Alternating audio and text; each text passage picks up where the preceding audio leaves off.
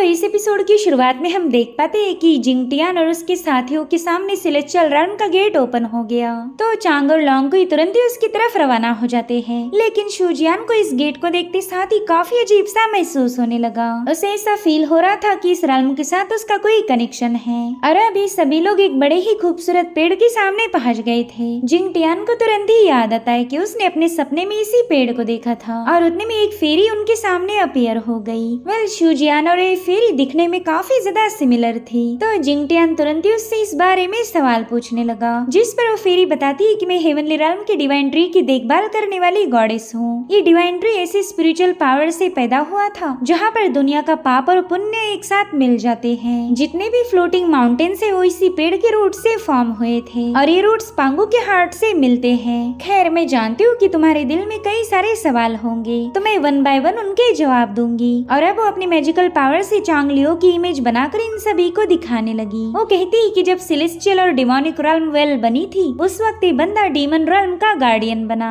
ये है demon Lord चांगलियो और ये है सेलेस्टियल रेल्म के गेट का गार्डियन फेइपेंग। फेइपेंग और जिंगटियान में तो जरा भी डिफरेंस नहीं था, जिसके चलते वो काफी ज्यादा शॉक हो गया। शियाओ बताने लगी कि फेइपेंग और चांगलियो हजारों सालों से सेलेस्टियल एंड डिमोनिक पैसेज पर फाइट कर रहे थे, मगर उनके दरमियान कोई दुश्मनी नहीं, बल्कि वो दोनों राइवल्स होकर भी एक दूसरे की रिस्पेक्ट करते थे।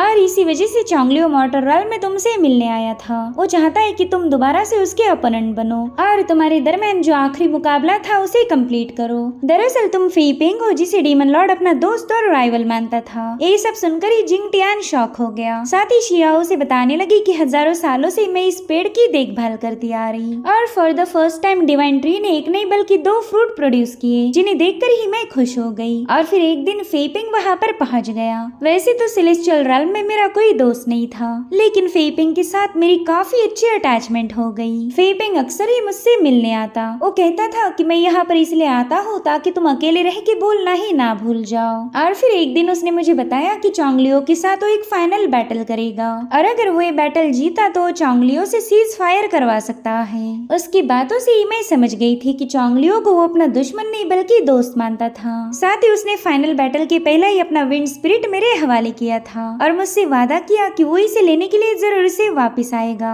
जिसके बाद फेइपेंग और चांगलियो ने प्राइवेटली फाइट की थी, जिसके चलते सेलेस्टियल एंड डिमोनिक वेल पर कोई गार्ड नहीं था। तो इसी मौके का फायदा उठाकर डीमन क्लैन ने सेलेस्टियल रेल्म पर इन्वेड किया। जो सुनते साथ ही जिंगटियान कहता है कि शायद चांगलियो ने ही आर्मी भेजी होगी, मगर शियाओ ने इसके लिए मना किया। वो कह रही थी कि चांगलियो का इसमें कोई हाथ नहीं था, वो तो फेइपेंग के साथ फेयरली मुकाबला कर रहा था, मगर उसके डीमन जनरल्स ने खुद होकर फैसला लिया। साथ ही उस बैटल में फेइपेंग की डिवाइन सोर्ड ज़ाओटान भी मॉर्टल रेल्म में फॉल हो गई। बाद में यही तलवार शू माउंटेन की डीमन सबड्यूइंग सोर्ड बन गई। फेइपेंग ने अपनी पोजीशन छोड़ी थी, जिसके चलते हेवन ने उसे पनिश किया और फिर उसे रीइंकार्नेट करके मॉर्टल रेल्म में भेज दिया गया। तो हेवन के जनरल फेइपेंग तुम हो, इसलिए ये मैं पर्ल तुम्हें लौटाना चाहती हूँ। वेल ये था विंड स्पिरिट पर्ल, जिसकी पावर जिंगटियान की बॉडी में समाने लगती है। उसी पल में जिंगटियान को कई सारे विजन्स आने लगे जो कि फेइपेंग की पुरानी यादें थी। चांगलियो ने उसे पनिशमेंट से बचाने की पूरी कोशिश की थी, मगर हेवन के फैसले के सामने उसकी एक न चली और अब जिंगटियान ने पूरी तरह से स्पिरिट पर्ल को एब्जॉर्ब कर लिया। और अब शुजियान गॉडेस शियाओ से पूछने लगी कि हम दोनों इतने सिमिलर क्यों दिखते हैं। तो शियाओ ने उसे बताया कि जब फेइपेंग को हेवन से पनिशमेंट मिली तब मैं उसके बिना लोनली फील कर रही थी। मुझे लगा कि मैंने भी मॉर्टल रेल्म में जाना चाहिए, लेकिन एक गॉडेस होने की वजह से मैं ये भी नहीं कर सकती थी। तो मैंने ट्विन डिवाइन फ्रूट में से एक फ्रूट को छुपा दिया और फिर उसी फ्रूट से मैंने फेइपेंग के साथ मेरी जो फीलिंग और लगाव था उसमें ऐड कर दिया, जिसके बाद मैंने उस फ्रूट को मॉर्टल रेल्म में रिलीज कर दिया था और उसी फ्रूट से तुम्हारा जन्म हुआ। मैंने तुम्हें इसलिए बनाया था ताकि मेरी जगह पर तुम जिंगटियान का साथ दे सको। जब शुजियान को पता चला कि वो तो एक असली ह्यूमन भी नहीं, तब उसे काफी ज्यादा बुरा लगा। तो शियाओ से समझाते कि तुम ह्यूमन हो या ना हो इससे फर्क नहीं पड़ता, तुम्हारे पास दोस्त है जो तुमसे प्यार करते, तुम्हारे पास वो सब कुछ है जिसकी मैंने उम्मीद की थी। और उतने में उन्हें किसी की आवाज आने लगी। दरअसल एक जायंट स्पिरिट डेटी वहाँ पर पहुँच गया था। उसने तो आते साथ ही इन सभी को अपने पावरफुल प्रेशर के नीचे सप्रेस कर दिया, लेकिन जब उसने टियान को देखा तब वो काफी ज्यादा शॉक हो गया। वो कह रहा था कि तुम तो फर्स्ट सेलेस्टियल जनरल फेइपेंग हो, लगा नहीं था कि तुमसे मुलाकात होगी। तो चलो अब मेरा मुकाबला करो, मैं भी तुम्हारे साथ फाइट करने के लिए बेताब हूँ। और अब इन दोनों में तगड़ी फाइट शुरू हो गई। उस डेटी के मैसेज काफी ज्यादा पावरफुल थे, जिसके चलते जिंगटियान थोड़ा सा कमजोर पड़ गया। तो चांग भी उसकी मदद करने पहुंच जाता है और अब ये दोनों मिलकर उस डेटी पर अटैक करने लगे, लेकिन वो बड़ी ही तेजी के साथ इनके हमलों को काउंटर कर रहा था। और तभी जिंगटियान ने वहाँ पर थंडर का एक बहुत बड़ा टोर्नेडो क्रिएट किया, मगर उसे भी उस डेटी ने काउंटर कर लिया था। तो उसी वक्त जिंगटियान ने अपनी मल्टीपल सोर्ड फॉर्म करके सीधे उस पर हमला कर दिया। यहाँ पर वो डेटी अपना पूरा दम लगाकर उसके हमले को काउंटर कर रहा था, लेकिन फेइपेंग ने इमॉर्टल स्लिंग टेक्निक का इस्तेमाल करते हुए अपने मल्टीपल सोर्ड से उसके वेपन्स को झटका दिया, जिसके चलते फाइनली वो डेटी हार मान लेता है। वो कह रहा था कि चलो इस मुकाबले को यहीं पर एंड करते हैं, मुझे सदन हेवनली गेट पर पहुंचना पड़ेगा। और अब उसके वहाँ से जाते साथ ही शियाओ ने बताने लगी कि डेटी ने भले ही तुम्हें रेस्ट नहीं किया, लेकिन वो हेवनली आर्मी को जल्दी यहाँ पर भेज देगा, तो तुम लोग यहाँ से रवाना हो जाओ। तो फाइनली ये लोग दोबारा से मॉर्टल realm की तरफ निकल पड़े। तभी जिंगटियान शियाओ को बताता है कि विंड स्पिरिट पर्ल के साथ मर्ज होने के बाद मैं फेइपेंग की फीलिंग को महसूस कर पा रहा, और उससे मुझे पता चल रहा कि वो आपको काफी ज्यादा मिस करता है। जिस पर शियाओ कहने लगी कि ये सब बताकर तुमने मुझे सुकून दिया, अब मुझे कोई रिग्रेट नहीं रहेगी। तुम्हें अब मॉर्टल realm में जाकर ज़ाओडन डिवाइन सोर्ड को क्लेम करना होगा, वो तलवार इस मुश्किल सिचुएशन में तुम्हारी हेल्प करेगी। तो जिंगटियान उसका शुक्रिया अदा करके वहाँ से टेलीपोर्ट हो गया। और तभी शियाओ को हेवनली एम्परर की आवाज आई, जो कि शियाओ से कहने लगा कि तुमने इमॉर्टल ट्विन फ्रूट को छुपाया था और उसे मॉर्टल realm में भेज दिया, ये हेवन के कानून के खिलाफ है। तो शियाओ ने खुद ही उनकी पनिशमेंट को एक्सेप्ट करते हुए अपने डिवाइन सोल को रोशनी के हजारों फ्रेगमेंट में ट्रांसफॉर्म कर दिया, यानी कि गॉडेस शियाओ ने खुद के एग्जिस्टेंस को मिटा दिया था। इधर शुजियान काफी ज्यादा मायूस है, वो जिंगटियान से कह रही थी कि मैं तो बस एक सब्स्टिट्यूट हूँ, लेकिन जिंगटियान उससे कहता है कि तुम मेरे लिए काफी ज्यादा स्पेशल हो, मैं सबसे ज्यादा तुम्हारी ही फिक्र करता, तुम जब भी मेरे पास रहती हो तब मेरे दिल को सुकून मिलता, इसलिए दोबारा कभी भी ऐसा मत सोचना। अब हमने पहला ज़ाओडन डिवाइन सोर्ड को ढूंढना चाहिए। जिसके बाद ये सीन यहीं पर कट होकर हमें डीमन क्लैन की बंदी दिखाई गई, जो कि मास्टर लियो पर काफी ज्यादा भड़की हुई थी। वो उससे कहती कि तुम लोगों की वजह से हमारा डीमन लॉर्ड मारा गया, लीजाओ की बैटल में न जाने कितने ही सारे डीमंस खत्म हो गए और उनके एसेंस को एब्जॉर्ब करके वो ईवल सोर्ड इमॉर्टल काफी ज्यादा पावरफुल बन गया। उतने में वो ईवल वहाँ पर पहुँच गया, तो डीमन उससे कहने लगी कि तुमने जानबूझकर ये जंग करवाई ताकि मरे हुए लोगों की एनर्जी को एब्जॉर्ब कर सको। तो ईवल उससे कहता है कि मैं शू माउंटेन को हराना चाहता हूँ, साथ ही वहाँ से एक इम्पोर्टेंट ट्रेजर मुझे हासिल करना था, इसलिए तुम फिक्र मत करो, तुम्हारे डीमन क्लैन की मैं हेल्प करूंगा। जिस पर वो डीमन बताती है कि हमारी स्पाइडर डीमन अपने कुछ साथियों को लेकर डीमन सीलिंग पगोड़ा में जा चुकी है, वो लोग जरूर से हमारे डीमन एम्परर को आजाद करेंगे। अब अगले सीन में हमें शू माउंटेन के डीमन सीलिंग पगोड़ा का नजारा दिखाया गया, जहाँ पर चारों एल्डर्स काफी ज्यादा मायूस थे, क्योंकि उनका साथी एल्डर यांग लिजाओ सिटी में हुई बैटल में मारा गया था। उन्हें समझ नहीं आता कि यांग को खत्म किसने किया होगा। इधर चांग जिंगटियान का शुक्रिया अदा करने लगा, क्योंकि जिंगटियान की मदद से अब इनके पास 3 स्पिरिचुअल पर्ल्स आ चुके थे। जैसे ही ज्यादा पर्ल्स जमा होंगे, शू माउंटेन के एल्डर पगोड़ा की बैरियर को रिपेयर कर सकते थे। उतने में जिंगटियान चांग से पूछने लगा कि क्या डीमन सबड्यूइंग सोर्ड इसी पगोड़ा में सील्ड है। तो चांग उसे पास की कहानी बताने लगा। वो कहता है कि हमारी शू माउंटेन के एल्डर ने इसी तलवार का यूज करके न जाने कितने ही सारे डीमंस को मार दिया था, और जो जिंदा बच गए उन्हें पगोड़ा के अंदर सील करवा दिया। इसी वजह से इस तलवार को डीमन सबड्यूइंग तलवार ये नाम मिला। लेकिन डीमन एम्परर काफी ज्यादा पावरफुल था, उसने पगोड़ा को ब्रेक करने की कोशिश की थी। तो उस वक्त हमारे एक सीनियर डीमन सबड्यूइंग सोर्ड लेकर सीधे उस टावर में चले गए और लगातार 3 दिनों तक उस डीमन एम्परर का मुकाबला किया, और फाइनली उन्होंने उस डीमन को सोर्ड के नीचे दबा दिया। मगर अफसोस की बात तो ये है कि वो सीनियर और तलवार दोनों भी उस पगोड़ा से बाहर नहीं आ पाए, और अभी लोग पगोड़ा के सामने पहुंच जाते हैं, जहाँ पर चांग अपने एल्डर्स को बता रहा था कि सेलेस्टियल realm की गॉडेस ने हमें डीमन सबड्यूइंग सोर्ड यूज करने के लिए बताया है। उस तलवार की मदद से हम ईवल सोर्ड कल्टीवेटर को मार सकते। कुछ सालों पहले सीनियर वेजिंग ने उसी तलवार का यूज करके डीमन एम्परर को सप्रेस किया था, तो मैं भी उन्हीं के जैसा पगोड़ा में जाना चाहता हूँ। हालांकि एल्डर्स ने इसके लिए साफ इनकार कर दिया। वो कह रहे थे कि डीमन सीलिंग पगोड़ा शू माउंटेन का रेस्ट्रिक्टेड एरिया है, और उस पगोड़ा में मौजूद डीमंस हमारी शू माउंटेन की डिसाइपल की ऑरा को पहचान लेंगे, इसलिए तुम वहाँ पर नहीं जा सकते। भले उस वक्त वेजिंग ने टावर में एंटर किया हो, लेकिन वो भी डीमन एम्परर को सप्रेस करते हुए मारा गया, उसकी सारी एनर्जी को डिवावर कर लिया गया था। तो हम नहीं चाहते कि वही अंजाम तुम्हारा हो। तभी जिंगटियान कहता है कि मैंने तो हाल ही में इस सेक्ट को ज्वाइन किया और ना ही अभी तक मैं यहाँ का ऑफिशियल डिसाइपल बना हूँ, तो डीमन मुझे पहचान नहीं पाएंगे। रही बात उस डीमन एम्परर की, तो वो तो 300 सालों से ही पगोड़ा में कैद है। अब तक तो उसकी सारी पावर खत्म हो चुकी होगी, जिस पर एल्डर सांग कहते हैं कि वो डीमन डिवाइन सोर्ड के नीचे सप्रेस्ड है। पता नहीं इन कुछ सालों में वहाँ पर क्या हुआ होगा। अगर वो जिंदा है तो जरूर से तुम पर अटैक करेगा, इसलिए तुम में से कोई भी पगोड़ा में एंटर नहीं करने वाला। किंगवेई कह रही थी कि तुम्हारा मिशन है स्पिरिट पर्ल्स को ढूंढना और उस ईवल सोर्ड इमॉर्टल को कैसे मारना है, ये सब तुम हम पर छोड़ दो। जिसके चलते ये लोग वहाँ से वापस आ गए। रास्ते में जिंगटियान चांग से पूछ रहा था कि एग्जैक्टली वेई जिंग के साथ हुआ क्या था, उनके जाने के बाद टावर को पूरी तरह से सील क्यों किया। जिस पर चांग कहता है कि वेजिंग के बारे में मुझे मेरे मास्टर ने बताया था। हमारे पहले लीडर ने वेजिंग को टावर में जाने से मना किया। उन्होंने बताया कि टावर में डीमन एम्परर कैद है।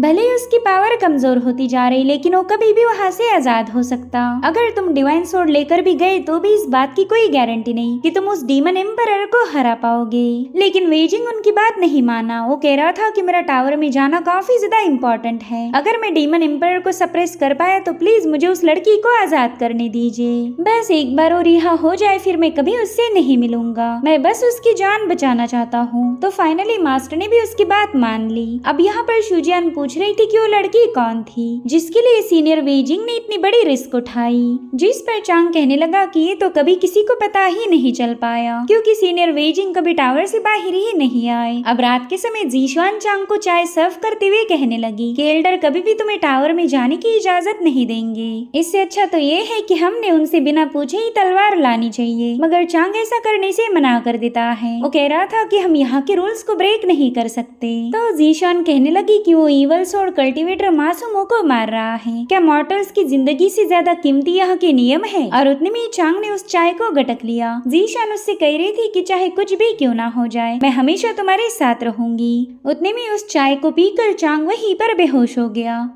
जिसके बाद जीशुआन वहाँ से रवाना हो जाती है, मगर उसने चांग के साथ जो किया वो हुआ मिंग ने देख लिया था और अब जीशुआन तुरंत ही उस सेक्ट से बाहर आ जाती है। लेकिन जीशुआन और जिंगटियान उसके सामने आ गए। वो उससे कहने लगे कि हम जानते हैं आपने सीनियर चांग को बेहोश किया है और अब आप अकेले ही पगोड़ा में जाना चाहती हो, तो हमें भी आपके साथ ले जाए। अब जीशुआन के पास भी और कोई ऑप्शन नहीं था, तो वो भी इन दोनों की बात मान जाती है। अब जीशुआन ने वहाँ के एक पिलर में छुपाए हुए मैजिकल लैंटर्न को बाहर निकाल लिया। वेल इसे द वे फाइंडर लैंटर्न कहा जाता था, जिसका यूज करके ये लोग पगोड़ा की सीक्रेट डोर को आसानी से ढूंढ सकते थे। वेल यहाँ पर जिंगटियान को ये समझ नहीं आ रहा था कि जीशुआन को इस ट्रेजर के बारे में कैसे पता चला।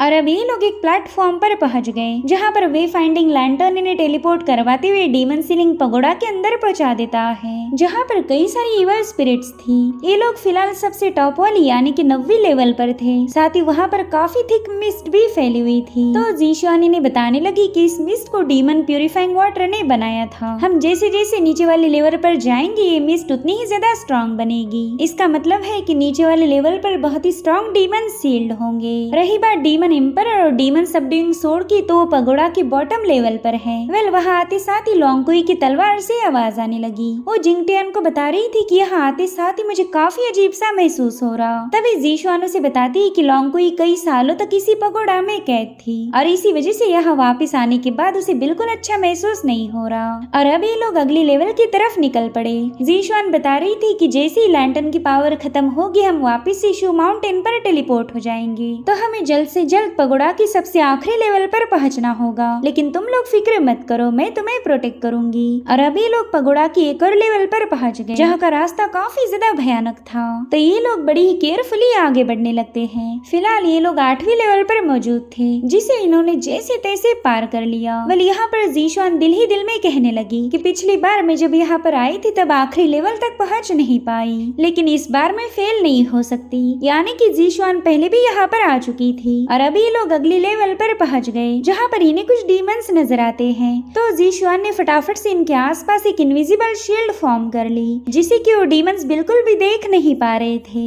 वेल ये डीमंस यहाँ पर अपने एम्परर को ढूंढने आए थे और इन्हें लीड कर रही है स्पाइडर डीमन। वो अपने साथियों को बताने लगी कि हमें जल्दी से बॉटम लेवल पर पहुंचना होगा, वहीं पर हम अपने एम्परर से मिल सकते।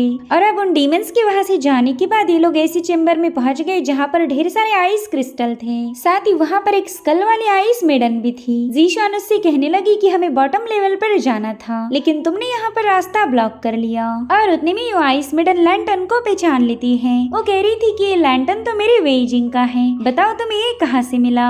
जिसके बाद वो बंदी तुरंत आइस क्रिस्टल से बाहर आ जाती है। वो कह रही थी कि शायद वेइजिंग ने ही तुम्हें यहाँ पर भेजा होगा, बताओ वेइजिंग कहाँ पर है। जो सुनते साथ ही जिंगटियान कहने लगा कि वेइजिंग तो यहाँ पर 300 सालों पहले आए थे, क्या तुम्हें पता नहीं इंसान 100 सालों से ज्यादा नहीं जी सकते। अब ये सुनते साथ ही वो बंदी काफी ज्यादा भड़क गई। वो तो अपनी तलवार सीधे जिंगटियान के गले पर पॉइंट करते हुए कह रही थी कि ऐसा नहीं हो सकता, वेइजिंग मुझे छोड़कर नहीं जाएगा। वो तो शू माउंटेन का सीनियर डिसाइपल है, नॉर्मल ह्यूमन नहीं जो मारा जाए। तो जिंगटियान तुरंत ही उसे समझाने में कहने लगा कि लेडी प्लीज गुस्सा मत हो, मुझे नहीं पता था कि वेइजिंग है कौन, मैं तो बस वही बकवास कर रहा था। इधर शूजियान जीशुआन को धीरे से बता रही थी कि शायद सीनियर वेइजिंग इसी बंदी को पगोड़ा से आजाद करना चाहते थे। और उतने में वो बंदी कहने लगी कि वेइजिंग ने मुझसे वादा किया था कि वो मेरे खातिर जरूर से वापस आएगा, लेकिन अब मैं यहाँ पर रुक नहीं सकती, मुझे वापस जाकर उसे ढूंढना होगा।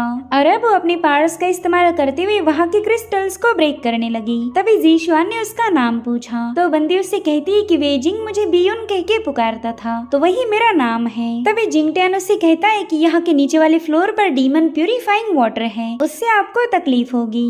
मगर उस बंदी के पास क्रिस्टल स्कल था जो कि उसे हमेशा प्रोटेक्ट करेगा। जीशुआन कह रही थी कि तुम्हारे पास ये स्कल होने की वजह से तुम अभी तक यहाँ पर सरवाइव कर पाई, क्योंकि इस स्कल की डिफेंसिव पावर ने तुम्हें प्रोटेक्ट किया था। लेकिन मुझे ये समझ नहीं आ रहा कि तुम इस आर्टिफैक्ट को पगोड़ा में कैसे लेके आ गई। जिस पर बियोन बताती कि यहाँ लाने के बाद मुझसे मेरा ट्रेजर छीन लिया गया था, लेकिन जब वेइजिंग दोबारा से मुझसे मिलने आया तो क्रिस्टल स्कल अपने साथ लाया था ताकि इसका यूज करके मैं खुद को बचा सकूं। मगर इस स्कल का होकर भी कोई फायदा नहीं, मेरी स्पिरिचुअल पावर दिन ब दिन कम होती जा रही। मुझे तो बस एक ही बात का डर है कि कहीं मैं वेइजिंग से मिलने के पहले ही मारी न जाऊं। और अब बियोन ने इनके सामने का रास्ता अनब्लॉक कर दिया। मगर उसी वक्त स्पाइडर डीमन वहाँ पर पहुँच गई। वो जिंगटियान से कह रही थी कि मैंने थोड़ी देर पहले ही तुम्हें देख लिया था, तुम्हें लगा होगा कि तुम हम डीमंस को चकमा दे सकते। और इतना कहते साथ ही उसने अपने डीमन को इन लोगों पर हमला करने का हुक्म दिया। मगर जिंगटियान और उसके साथियों ने मिलकर इन डीमंस का मुकाबला करना शुरू कर दिया। वेल ये लोग डीमंस के साथ फाइट करके अपना वक्त जाया नहीं करना चाहते थे, इसलिए मौका मिलते साथ ही ये लोग वहाँ से टेलीपोर्ट होकर सीधे अगले लेवल पर पहुँच गए। वेल ये इस टावर की सबसे आखिरी वाला फ्लोर था, मगर वहाँ पर तो ना ही डीमन एम्परर था और ना ही डीमन सबड्यूइंग सोर्ड थी। उतने में बियोन को काफी ज्यादा तकलीफ होने लगी, क्योंकि यहाँ के बाइंडिंग स्पेल इतने स्ट्रॉन्ग थे कि उन्होंने बियोन की पावर्स को प्यूरिफाई करना शुरू कर दिया। वहीं दूसरी तरफ चांग की नींद खुलते साथ ही वो जीशुआन का लेटर पढ़ लेता है। उसने चांग को बताया था कि वो डिवाइन सोर्ड लाने के लिए डीमन सप्रेसिंग पगोड़ा में जाने वाली और उसके वापस आने का इंतजार करे। इधर ये लोग उस बॉटम लेवल को एक्सप्लोर कर रहे थे और उतने में बियोन को वहाँ पर एक मैकेनिज्म नजर आया। उसे प्रेस करते साथ ही वहाँ के पुल में से 2 कंकाल बाहर आ जाते हैं। दरअसल ये डीमन प्यूरिफाइंग पुल था जिसने 300 सालों तक डीमन एम्परर को यहाँ पर कैद रखा। और तभी बियोन वेइजिंग की स्केलेटन के पास पहुँच गई। वो काफी ज्यादा मायूस होकर उससे पूछती कि तुम मुझसे मिलने क्यों नहीं आए, तुमने मुझसे झूठ बोला। साथ ही वो इन लोगों को बता रही थी कि वेइजिंग ने मुझे अपनाने से मना किया, उसने बताया था कि उससे मेरा कोई भी ताल्लुक नहीं रहेगा और फिर वो मुझे छोड़कर शू माउंटेन वापस चला गया। तो मैं भी उसे फॉलो करते हुए यहाँ आ गई और फिर मुझे कैद किया गया। मगर कुछ ही दिनों में वो पगोड़ा में मुझसे मिलने आ चुका था। उसने मुझसे वादा किया कि वो जल्दी मुझे यहाँ से आजाद करेगा। तो शूजियान उसे बताने लगी कि सीनियर वेइजिंग ने डीमन एम्परर के साथ मुकाबला करते हुए अपनी सारी पावर को खो दिया था, जिसके चलते वो तुमसे किया हुआ वादा पूरा नहीं कर पाए। लेकिन बियोन उसकी बात नहीं सुनती। वो कहती कि वेइजिंग बस मुझे यहाँ पर कैद करना चाहता था, उसने मुझसे झूठा वादा किया, उसके लिए मैंने रास्ता ब्लॉक रखा था कि नीचे वाले डीमंस भागने न पाए। मगर ये तो बस उसकी एक चाल थी, उसने सिर्फ मेरा इस्तेमाल किया है। और अब वो अचानक से ही आउट ऑफ कंट्रोल हो गई। दरअसल स्पाइडर डीमन उसे बहका रही थी। उसने अपनी पावर का इस्तेमाल करते हुए बियोन से झूठ कहा कि शू माउंटेन के लोग धोखेबाज हैं। तो थोड़ी ही देर में बियोन उसके वश में चली गई और तभी मौके का फायदा उठाते हुए स्पाइडर डीमन क्रिस्टल स्कल को उसके हाथ से छीन लेती है। इधर जीशुआन बता रही थी कि ये बंदी उस आइस क्रिस्टल आर्टिफैक्ट का यूज करके अपने एम्परर को रिवाइव करेगी। तो ये लोग उसे रोकने की कोशिश करने लगे, लेकिन बियोन इनके खिलाफ तरफ अटैक करना शुरू कर देती है। इधर स्पाइडर डीमन उस स्कल का इस्तेमाल करते हुए अपने डीमन एम्परर को जगाने लगी। साथ ही वो एम्परर के सीने में गड़ी हुई तलवार को भी बाहर पुल कर रही थी और उतने में स्पाइडर डीमन ने फाइनली डिवाइन सोर्ड को डीमन एम्परर की बॉडी से बाहर खींच लिया, जिसके चलते वहाँ पर काफी स्ट्रॉन्ग एनर्जी फ्लक्चुएशंस रिलीज हो रहे थे और अब डीमन एम्परर का स्केलेटन हवा में फ्लोट करने लगा। उसने बड़ी तेजी के साथ अपनी बॉडी को दोबारा से बना लिया था। वहीं दूसरी तरफ बियून का स्कल खोने की वजह से वो काफी ज्यादा कमजोर हो गई। इनफैक्ट स्कल की वजह से वो अभी तक जिंदा थी, मगर अब डीमन एम्परर ने उसे यूज कर लिया था। इधर डीमन एम्परर अवेकन होते साथ ही कहने लगा कि शू माउंटेन ने मुझे 300 सालों तक कैद रखा, तो आज यहाँ पर तुम लोग कैसे आ गए? खैर आए हो तो जिंदा वापिस नहीं जा पाओगे। और अब उसने अपनी थर्ड आई का यूज करके इन लोगों पर हमले करना शुरू कर दिए। इनफैक्ट उसने जिंगटियान पर भी एक क्लोज अटैक करते हुए उसे जमीन पर पटक दिया था। भले ही डीमन एम्परर 300 सालों से कैद था, मगर अभी भी उसकी पावर डोमिनेटिंग थी। यहाँ पर जिंगटियान डीमन एम्परर का मुकाबला करने लगा और वहीं पर ज़ीशुआन स्पाइडर डीमन पर हमले करने लगी, मगर वो डीमन लगातार उसके हमलों को डॉच किए जा रही थी। वहीं दूसरी तरफ एम्परर भी अपनी इवल पावर का इस्तेमाल करते हुए जिंगटियान को काफी दूर पटक चुका। वो कह रहा था कि तुम ह्यूमंस काफी ज्यादा कमजोर हो और अब वो अपना फाइनल अटैक करके जिंगटियान का काम तमाम करने वाला था, मगर उतने में जिंगटियान अपने साइड में पड़ी हुई डिवाइन सोर्ड को उठा लेता है और अब उसी तलवार का यूज करते साथ ही जिंगटियान को फेई पेन नजर आया, जो कि उससे कह रहा था कि अगर तुम इस डीमन एम्परर को मार दो तो साबित हो जाएगा कि तुम इस तलवार के लायक हो। उसे अपने सामने देखकर ही जिंगटियान काफी ज्यादा शॉक हो जाता है। वहीं पर फेपिंग उसे बता रहा था कि मैं बस एक डिवाइन सोर्ड का मैनिफेस्टेशन हूँ। अगर तुम इस एम्परर को मारना चाहते हो तो तुम्हें कुछ बातों का ध्यान रखना होगा। पहली तो ये कि अपने माइंड पर फोकस करो, फिर अपनी एनर्जी को गैदर करना और अपने दिल को पानी जैसा स्टेबल रखना। अगर तुम ये कर पाए तो तुम अर्थ एंड हेवन की पावर को समन कर पाओगे और उसी थंडर की मदद से तुम्हारा दुश्मन भी खत्म हो जाएगा। इतना बताकर वो सोल मैनिफेस्टेशन वहाँ से गायब हो गया। इधर डीमन एम्परर कह रहा था कि चलो तुम यहाँ पर मरने के लिए आ ही गए हो तो मैं भी तुम्हें निराश नहीं करूंगा, और उतने में जिंगटियान ने सीधे उस पर हमला कर दिया। इस बार वो डीमन एम्परर को काफी तगड़ी टक्कर दे रहा था। साथ ही वो डीमन एम्परर से पूछता है कि बताओ 300 सालों तक यहाँ पर कैद रहने के बाद तुम्हें कैसा लग रहा? तो डीमन उसे दूर पुश करते हुए जवाब देता है कि तुम्हारी मॉर्टल realm के 300 साल मेरे लिए कुछ भी नहीं। मुझे तो ऐसा लग रहा था कि मैंने कोई लंबा सपना देख लिया।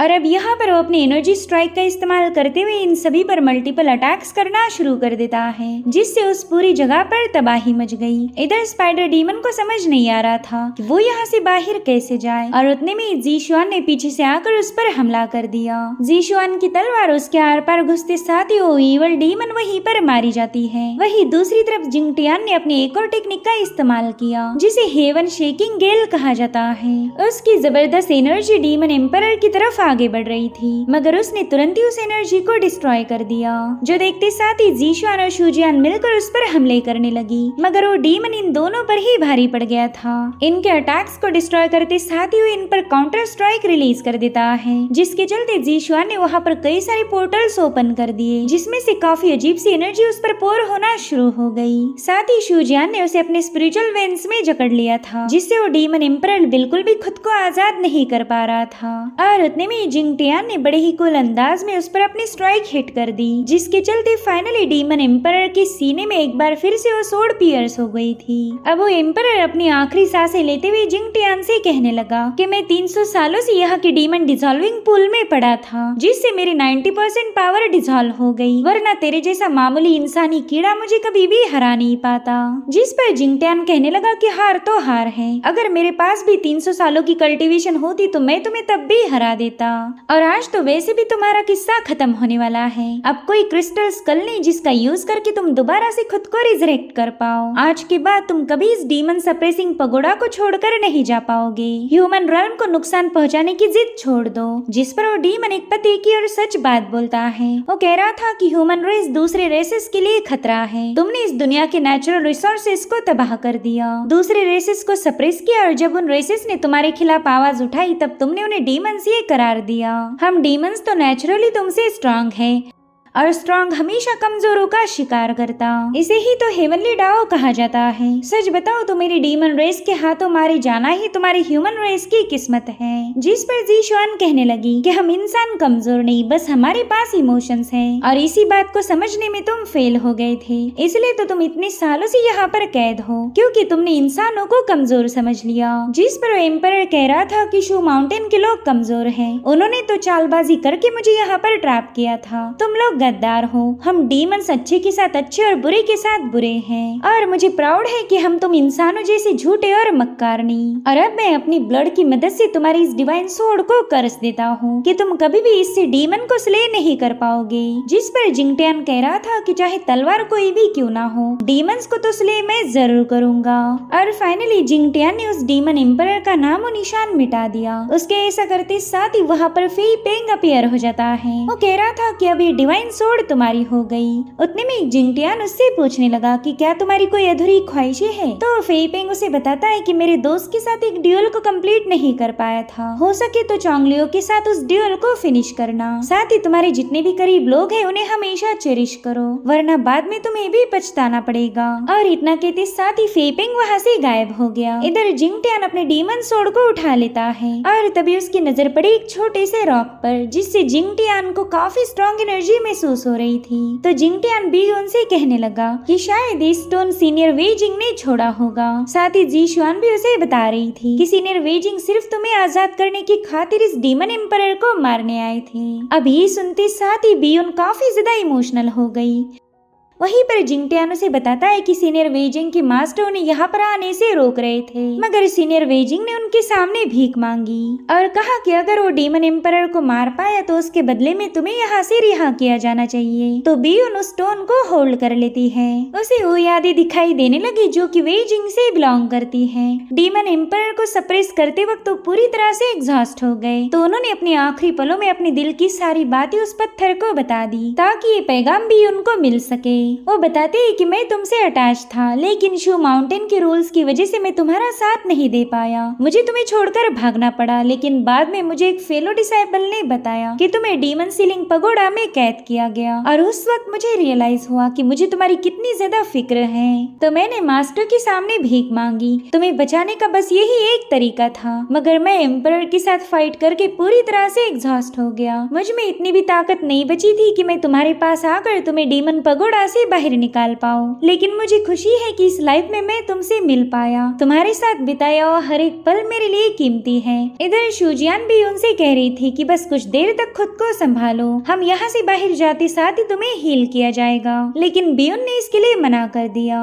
वो कह रही थी कि 300 सालों तक मैं जिंदा थी क्योंकि मुझे वेजिंग से मिलने की आस थी, लेकिन अब वो नहीं रहे तो मेरा भी जिंदा रहने से कोई फायदा नहीं। मेरी ख्वाहिश अब पूरी हो गई, मुझे वेजिंग का आखिरी पैगाम मिल चुका है, इसलिए तुम लोग यहाँ से चले जाओ। साथ ही ओई ने अपनी और वेजिंग की कहानी के बारे में बता रही थी। वो कहती है कि मेरा ice crystal clan snowy mountain के आइस क्रिस्टल से पैदा हुआ था, तो जहाँ पर भी हम गए वहाँ पर आइस सन फ्रॉस्ट ने हमें फॉलो किया। इंसानों को ये बात पसंद नहीं आई, मैं उनके लिए एक बहुत बड़ा खतरा थी, तो उन्होंने मुझे मारना और कर्स करना शुरू कर दिया। लेकिन वेजिंग उन सबसे अलग थे, उन्होंने मुझे उन लोगों से बचा लिया। उस दिन से मैंने वेजिंग को फॉलो करना शुरू किया। उसने मुझे समझाया था कि उसका शू माउंटेन डीमंस को कैद करता है और मैं भी तुम्हें मार सकता हूँ, लेकिन उसमें मुझे कोई कातिल नहीं बल्कि मेरा सेवियर नजर आ रहा था। तो जब वेजिंग मुझसे पीछा छुड़ाकर भागा तो मैं उसके सेक्ट में पहुंच गई। वहाँ जाते साथ ही मुझे तुरंत ही कैद किया गया, लेकिन फिर एक दिन वेजिंग मुझसे मिलने पहुंच गए। उसने वादा किया कि वो मुझे इस पगोड़ा से आजाद करवाएगा, लेकिन शायद किस्मत को ये मंजूर नहीं था। हम दोनों मिल तो पाए, लेकिन एक साथ रहना हमें अलाउड नहीं था। लेकिन हाँ, अब मैं अपने वेजिंग के पास जा सकती हूँ। और इस तरह से बियोन की भी वहीं पर मौत हो गई। ज़ीशुआन कह रही थी कि डीमंस और ह्यूमंस को हमेशा अलग अलग रास्तों को फॉलो करना पड़ता, मगर अब दुनिया के कानून उन्हें मिलने से रोक नहीं सकते। जिसके बाद ये लोग फाइनली डीमन सप्रेसिंग टावर से बाहर आ जाते हैं, मगर जिंगटियान ने देखा कि उसकी डीमन सोर्ड गायब हो गई। दरअसल लॉन्गी एक अलग ही दुनिया में पहुंच गई थी और इसी वजह से जिंगटियान काफी ज्यादा परेशान हो गया। तो ज़ीशुआन उसे समझाने लगी कि लॉन्गी किसी और जगह टेलीपोर्ट हुई, वो जल्द ही वापस आ जाएगी, तो तुम उसकी फिक्र मत करो।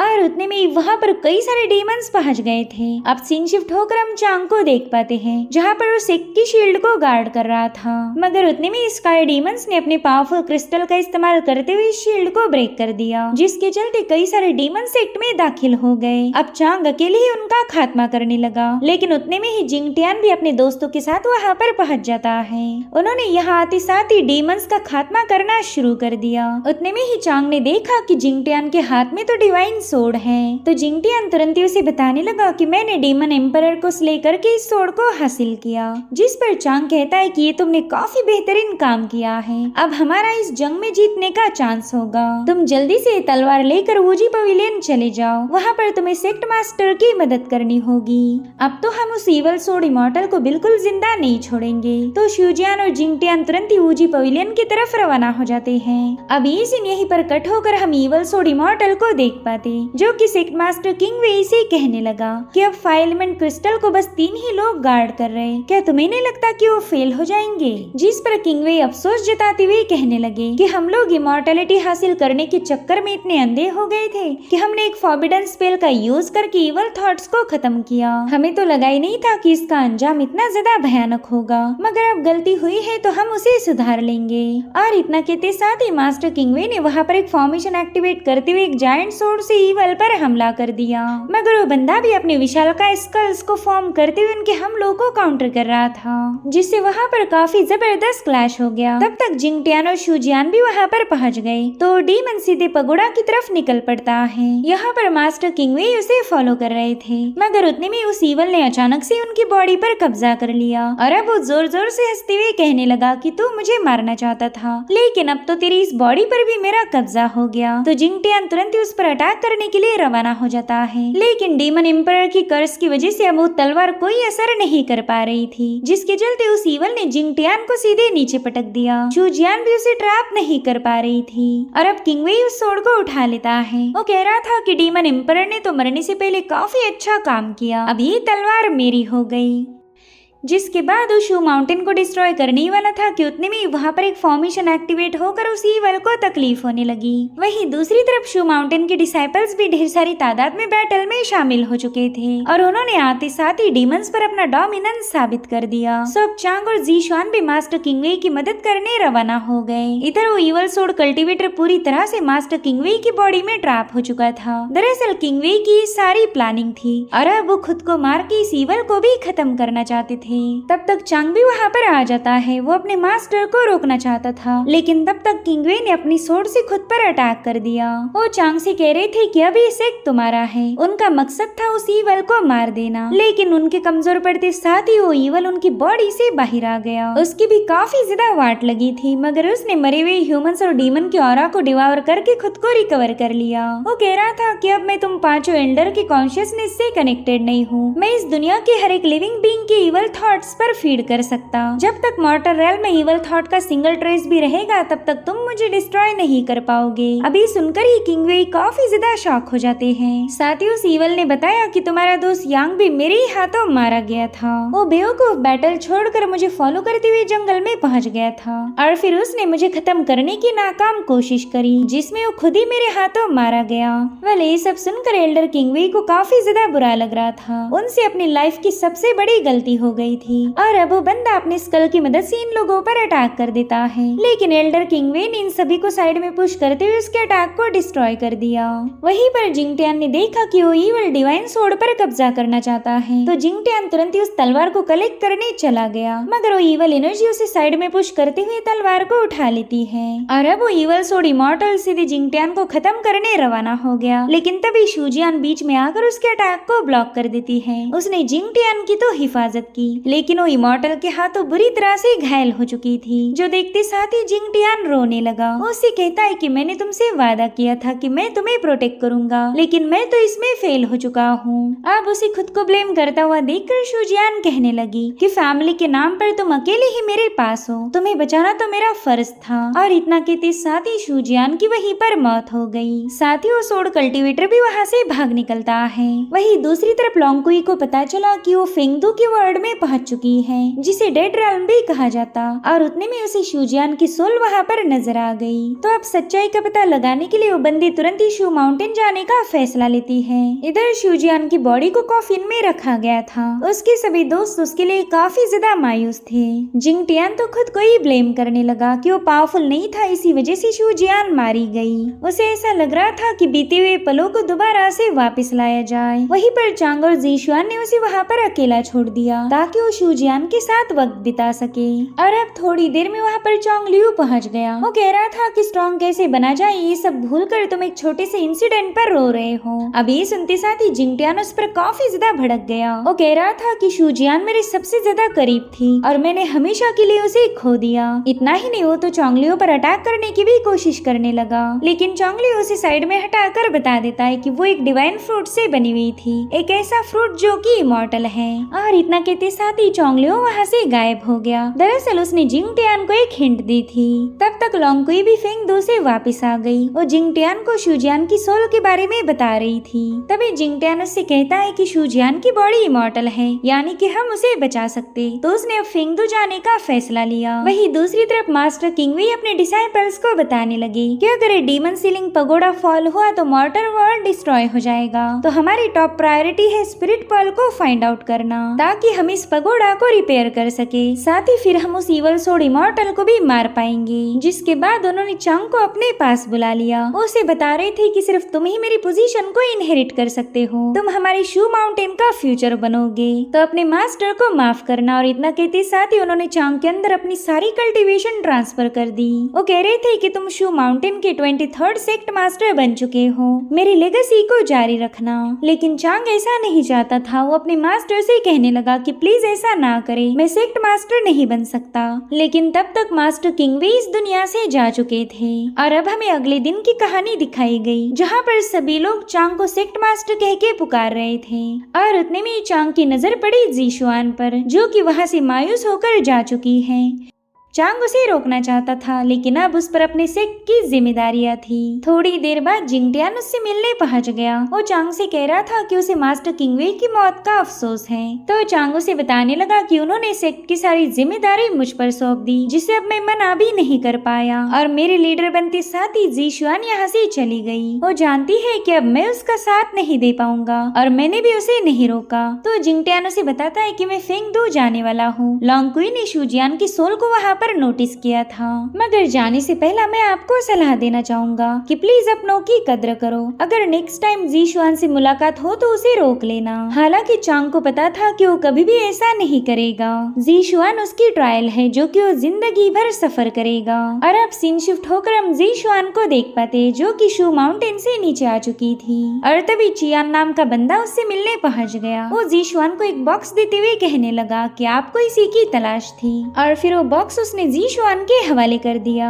चियान कह रहा था कि हमें आपकी काफी ज्यादा फिक्र हो रही थी। हाल ही में शू माउंटेन पर बहुत कुछ हो चुका है, मगर आपको महफूज देखते साथ ही मुझे सुकून मिल गया। सो गाइस, यहाँ पर जीशुआन का भी कोई सीक्रेट था, जो कि उसने आज तक चांग के साथ भी शेयर नहीं किया। चियान उसे बता रहा था कि मैंने इवल सोड इमॉर्टल पर नजर रखी। वो फिलहाल फेंगदू में चला गया, जो कि एक डेड रेल्म है। मैंने सुना था कि उसे एक एंशिएंट सोड फोर्जिंग का मैनुअल मिला है, तो वो अपने डीमन सोड को फेंगदू में फोर्ज करना चाहता है। अब ये सुनते साथ ही जीशुआन काफी ज्यादा कंफ्यूज हो गई। जहाँ तक उसे पता है कि इवल सोड इमॉर्टल के पास तो डिवाइन सोड भी मौजूद है, जो कि उसने जिंगटियान से छीन ली थी। तो फिर वो दोबारा कौन सी नई सोड फोर्ज करना चाहता। और इसी के साथ एपिसोड यहीं पर एंड हो जाता है। Thank you so much for watching. Bye bye, take care.